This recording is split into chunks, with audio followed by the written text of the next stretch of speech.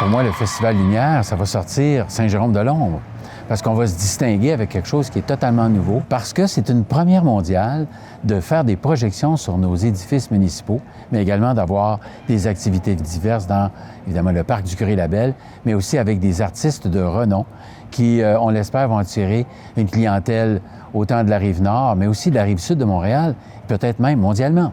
L'idée d'un partenariat avec la Ville et le Théâtre Gilles Vigneault, c'est une idée extraordinaire. C'est un partenariat unique, mais l'idée vient évidemment de l'équipe de Guy Chevrier, le directeur général du Théâtre Gilles Vigneault. Marc Boursier, notre maire, dans sa grande générosité, a indiqué que l'idée venait du Théâtre Gilles Vigneault et tout ça, mais à l'origine, c'est l'équipe de la culture et des loisirs de la Ville qui m'a approché pour me dire on souhaite faire un événement majeur. On a voulu ne pas se contraindre dans une thématique particulière pour être obligé de faire toujours la même discipline artistique ou toujours dans une thématique qui se répète d'une année à l'autre.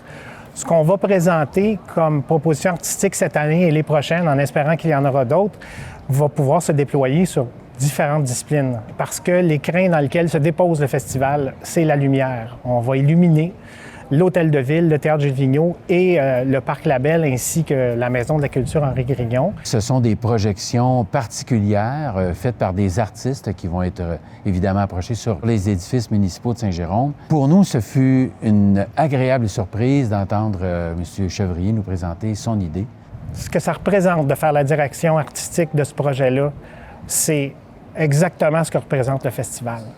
C'est le besoin, le désir, le bouillonnement des gens. Moi, je pense que la région va exploser dans le sens le plus positif du terme parce qu'il y a quelque chose qui se passe ici qui, je ne sais pas si ça se passe ailleurs, mais en tout cas, ici, on le sent très, très fort. Il y a un bel avenir devant nous. Le festival se veut une expérience immersive, bien au-delà de la présentation d'activités culturelles. Il y a ça, mais on veut que les gens le vivent de l'intérieur.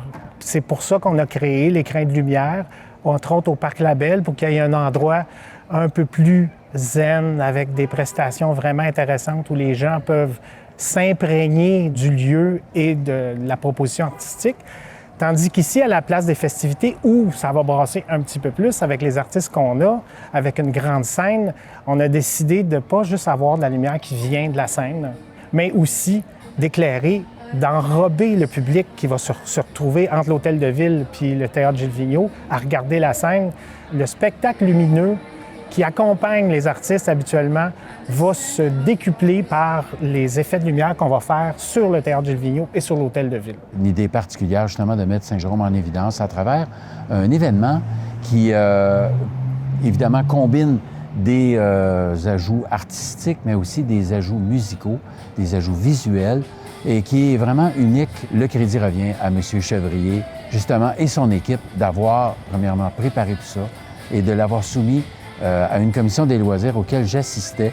Et c'était applaudi unanimement, cette idée, ce projet. Alors, on a bien hâte de voir qu'est-ce que ça va donner, mais d'ores et déjà, je peux vous dire que ce sera un succès. Chaque proposition est marquante, à notre avis.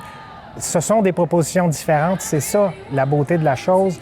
Alicia Moffett attire beaucoup plus la jeune génération. On espère que les plus vieux vont venir. Daniel Bélanger, il couvre toutes les générations. Fait que ça, c'est extraordinaire. On a des artistes multidisciplinaires au Parc Labelle. On a des artistes de la chanson. On a des projections lumineuses. Ce qu'on a voulu faire aussi, c'est s'assurer que les amoureux fous de la culture puissent être en mesure de voir pratiquement toutes les propositions artistiques qu'on fait pendant le festival en organisant un horaire qui permet aux gens d'arriver, de venir voir le spectacle au Théâtre Gilles Vigneault, de sortir à l'extérieur, d'aller faire un tour au Parc Labelle, de regarder la fresque lumineuse et de revenir pour le grand spectacle à la place des festivités ou dans l'autre sens. Les spectacles démarrent pas tous à la même heure pour permettre ça. Alors, quelqu'un peut s'abreuver de culture et d'espoir et de lumière pendant les 2 journées. Je pense que tout le monde ici souhaite que le festival puisse être périn, revenir année après année et s'améliorer, grandir, aller plus loin dans la région, s'étendre un peu plus dans Saint-Jérôme, mettre de l'avant d'autres lieux patrimoniaux, intégrer la culture et la fête dans la tête et le cœur des gens. Alors, l'objectif, c'est continuer. Oui, il y a des gens qui vont venir y assister, venir voir ça, mais que ça fasse de Saint-Jérôme une destination spectacle où il y a cette particularité-là, cette empreinte-là particulière qui sera faite par justement le Théâtre Gilles Vigneault, mais aussi la collaboration avec la Ville de Saint-Jérôme. C'est un gros plus qui s'ajoute à la programmation des estivales annuelles, où justement il y a plein de spectacles à l'amphithéâtre, des activités ludiques un peu partout. Mais les gens ici à Saint-Jérôme, ils ont le goût de se rassembler, de faire des activités ensemble. C'est l'été, on a le goût de festoyer et ce Festival Lumière-là vient s'ajouter à une panoplie d'événements municipaux dont on est très fiers.